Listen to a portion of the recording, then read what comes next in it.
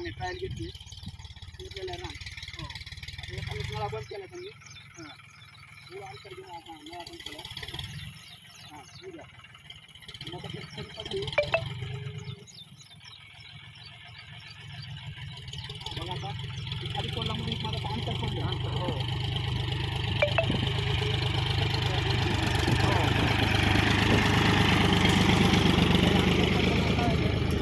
Gap पडला याच्यामध्ये आपल्याला बोलता येईल त्यामध्ये हवा खेळती राहील.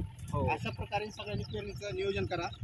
अजून काही या तंत्रज्ञानाविषयी माहिती पाहिजे असली तर 100% संपर्क साधा. भरपूर शेतकरी या तंत्राचा वापर करणं गरजेचं आहे कारण आपल्याकडं लाईन स्वायमिंग काढायच्या वेळेस अतिवृष्टी होत असते त्याच्यामुळे भरपूर शेतकऱ्याचं नुकसान होते.